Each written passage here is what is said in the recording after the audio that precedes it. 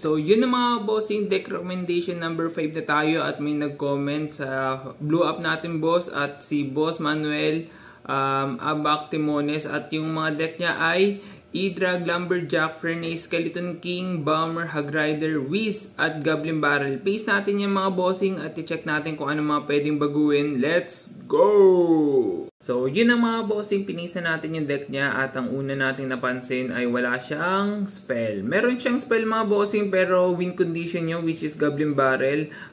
Walang sosuporta sa E-Drag niya, sa Lumberjack, walang deck na pwedeng sumuporta din sa Hag Rider para in case mag-push siya like Earthquake or Fireball. Sa E-Drag naman walang Tornado, sa Lumberjack wala namang Barbarel, at least pang lure lang sa gitna. Try natin dagdagan ng spell mga boss at ikalawa ko napansin mga bossing 3.9 elixir cost ang meron siya. Yung 3.9 elixir cost okay naman siya, somehow try natin pababain para mas mabilis yung cycle ng mga bossing. At ikatlo ko napansin mga bossing hindi nagsisinergize na maayos yung deck niya mga boss. Okay naman siya pero hindi nag-iisip ako ng magandang combination pero wala akong maisip bossing. Merong combination pero hindi siya best at try natin gumawa ng deck na mariretain natin yung E-Drag niya, Lumberjack at saka Bomber kasi level 14 na, Hag Rider kasi mas mataas yung level niya, level 13 compare sa Gabbar na level 12. Yung E-Wiz niya evolution din pero mababa yung level so mas maganda i-priority natin yung E-Drag. The rest is tanggalin natin at baguhin natin mga boss. Let's go!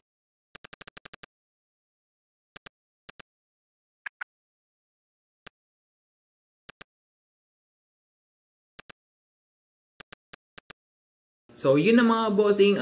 Naayos na natin yung deck na meron siya. At ang unang-una kong ginawa is naglagay ako ng dalawang spell. Which is nabanggit ko na sa unang part ng video. Which is Tornado para sa E-Drag at Barbarel para sa Lumberjack. Magandang combination nito mga boss para sa push mo. Naglagay din ako ng Vine spell para sumuporta dun sa Hag Rider push in case man. At medyo unusual pero naglagay tayo ng Giant.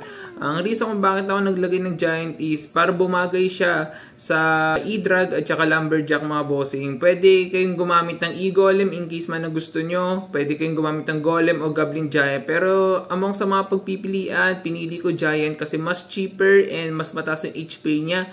In terms of value, mas okay siya mga boss. Tapos, medyo confusing lang doon sa part na may Hag Rider na nga, may Goblin Giant, may Giant pa. Unang-una sa lahat mga bossing, magandang pang lure ng tower yung Hag Rider mga bossing. In case man na wala na yung tower dahil sa Hag Rider attack push natin o push or attack, pwede na natin gamitin yung Giant. Dire-diretso na lang yung Giant, sabayan mo ng Lumberjack at saka E-Drag.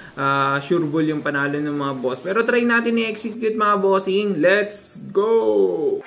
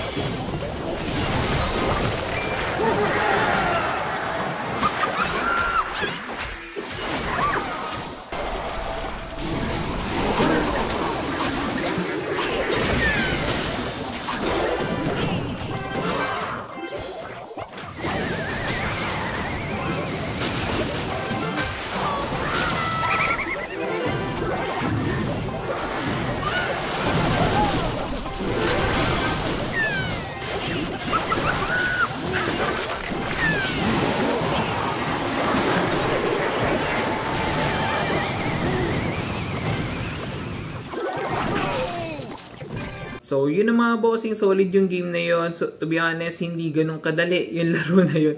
Kasi, this may not be the best deck for everyone, pero ito yung isa sa pinamagandang deck na pwede kong i-recommenda kung homemade lang din. Kung i-rate natin yung deck na meron siya kanina, si Boss Jomel ba yun? Jomel, wait. Kung i-rate natin yung deck ni Boss Manuel, scale of 1 to 10, 4 siya mga bossing. Sakto lang, pero hindi siya maganda. Hindi rin siya worse. I-rate natin yung bago natin deck mga bossing, 7 lang siya mga bossing, above average, pero for sure makakaarangkada siya 2 ultimate champion mga bossing. So yun na mga bossing, thank you sa panunood at salamat sa patuloy na pag-suporta mga boss. Pasensya na, medyo late yung pag-post natin, medyo busy lang tayo mga bossing. At sa mga gusto sumali sa tournament natin, October 12 meron tayong tournament mga bossing. Registration natin October 1 to 8. Sana sumali kayo sa GC natin sa Blue Up mga boss at kita-kits tayo sa October 12. Thank you mga bossing at mabuhay kayo hanggat gusto nyo. Peace!